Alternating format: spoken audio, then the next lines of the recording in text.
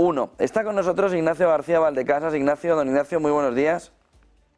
Buenos días, Antonio. Te saludo a ti en la audiencia de televisión. Bueno, ya tenemos el anuncio de España, de Irlanda y de Noruega. Ya tenemos la respuesta de Israel, de que tendrá graves consecuencias para España. Ya tenemos también el movimiento de Estados Unidos diciendo que no le ha gustado nada, que no ha entendido el movimiento de una declaración como la que se produjo en la jornada de ayer, que se tiene que hacer en base a una negociación. ¿De qué ha servido? Y por otro lado, segunda derivada, ¿qué consecuencias tiene que puede tener, por ejemplo, para España, el movimiento realizado ayer por el presidente del gobierno sobre Palestina?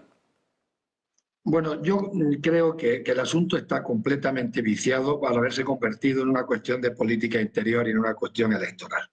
Es imposible hacer un análisis sereno de esta cuestión, dada la situación que hay ahora mismo en España y cómo se está utilizando para política interior y para cuestiones electorales. Yo le pediría a la audiencia que intentaran olvidarse de este ruido terrible de la política interior, intentaran ver el asunto en su propio mérito. Se puede discutir si el momento era el más oportuno o no. Es verdad que podía haberlo hecho hace años, puesto que estaba en su programa electoral desde el año 2016 o 2017. Pero lo que es sin duda que el interés de España es que este conflicto termine. Este es el interés de España, que este conflicto termine. Y mientras las dos partes no puedan negociar en plano de igualdad, no se va a llegar a ninguna solución. Y eso lo estamos viendo desde que se firmaron los acuerdos de Oslo de 1998, creo recordar, no, 94, y ya se descarrilaron justo al principio porque el padre de los acuerdos, el primer ministro israelí, que sí creía en la solución de dos estados, Isaac Rabin, fue asesinado por los radicales judíos del partido de Netanyahu y más a la derecha de Netanyahu, que no creían y que no creen en la solución de dos estados. Entonces, una cuestión es la cuestión interna, que desde luego tiene vistos electorales, y otra cuestión es el asunto en sí, y el asunto en sí, desde luego, los que conocemos el dossier, los que hemos dedicado una parte de nuestra vida a este dossier, creemos que es hacerse trampa al solitario, decir, reconocemos a la parte fuerte, Israel, no reconocemos a la parte débil, Palestina, ustedes vayan negociando y cuando lleguen a un acuerdo me avisan y reconoceremos a la parte débil, a Palestina. Eso no va a ocurrir nunca. Entonces hay que romper este círculo vicioso y como dice Borrell, que yo en eso estoy de acuerdo, tiene que haber una solución impuesta por la comunidad internacional desde fuera. Pero eso no va a ocurrir mientras Estados Unidos siga ejerciendo el veto en el Consejo de Seguridad. Siento haberme alargado tanto en la respuesta, José, pero es que es un tema muy, muy complejo. Para los que miramos, los que conocemos técnicamente el asunto y los que miramos en una perspectiva a muy largo plazo, pues tenemos esas ideas. ¿Consecuencias para España?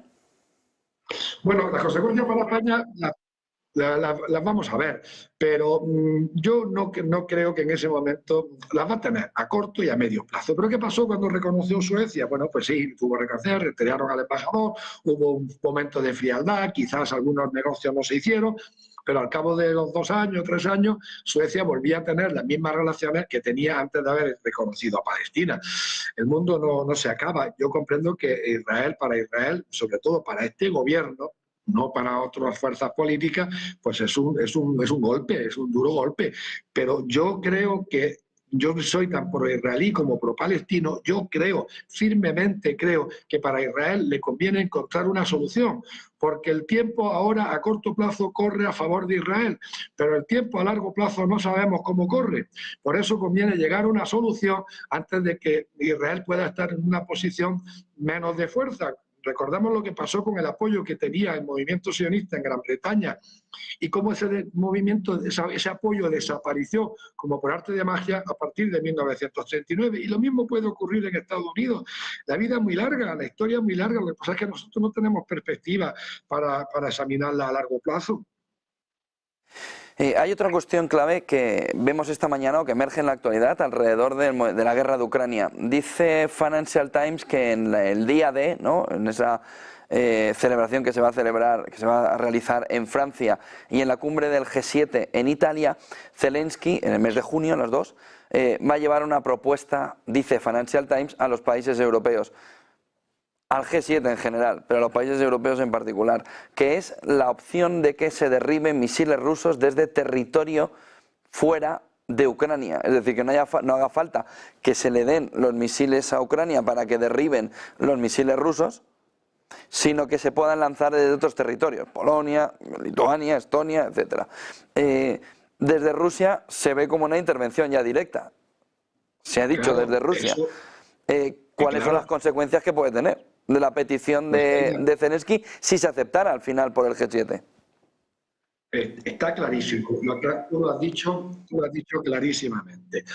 Eso sería una entrada en guerra por parte de los países de la OTAN, desde cuyo territorio se lanzaran esos misiles. Está claro. Y ese territorio, esas bases militares de los países de la OTAN o esos aeródromos de los países de la OTAN, desde donde salieran aviones contra Rusia o misiles contra Rusia, se convertirían automáticamente en objetivos militares para Rusia. Obviamente, es lógico, si te atacan desde un aeropuerto polaco o desde una base polaca, militar polaca, pues esa base militar polaca y ese aeropuerto polaco automáticamente se convierten en objetivos de guerra para las Fuerzas Armadas rusas. Es que es evidente, pero es que estamos llegando a un nivel de locura que yo, francamente, a lo mejor es que ya me estoy haciendo mayor, no termino de entender cómo es posible que se digan esas cosas y cómo se pueda ser tan frívolo, habiendo conocido la Guerra Fría, donde en la Unión Soviética estaba prohibido hablar del tema nuclear. Estaba absolutamente prohibido hablar en público y en privado. Pues no entiendo cómo podemos tratar estos asuntos con tanta frivolidad. A partir de ahí se ve también una fotografía de esas dos cumbres donde va a estar Zelensky, la cumbre de Suiza. ¿Hay algún avance alrededor de la cumbre de Suiza que nos pueda hacer presagiar alrededor de una llegada a una cumbre de paz? Bueno, si nos estamos refiriendo a las mismas cosas, me está refiriendo a la cumbre de paz para solucionar el conflicto de Ucrania, en el que no está invitado Rusia.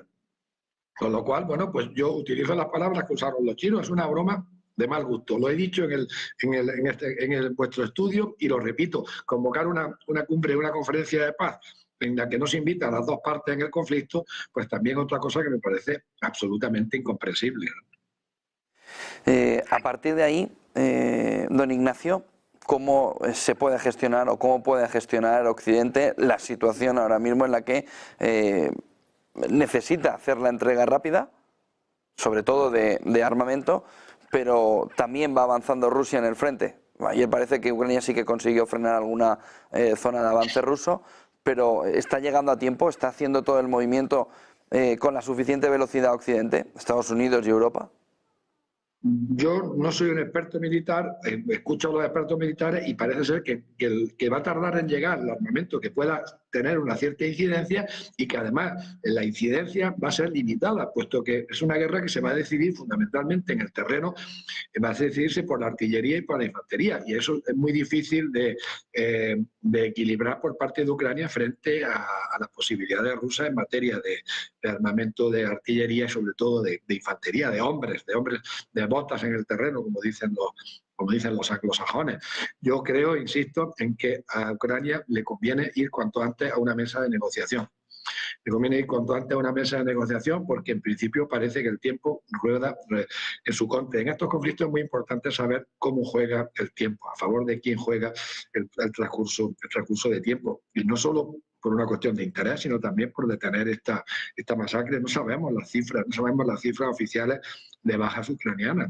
Según algunos expertos militares, como el coronel McDouglas, pues es una cifra que se acerca a los 500.000 muertos. El día que lo sepamos, pues puede ser un verdadero shock. Muchísimas gracias, don Ignacio García Valdecasas, embajador de España en retirado. Buen día, buen negocio. A vosotros, gracias, a vuestra disposición siempre y de toda vuestra audiencia. Muchas gracias. Un abrazo. Y buen día. Un fuerte abrazo. 9:27 de la mañana, vamos a la clave sostenible del día de la mano de Naturgy.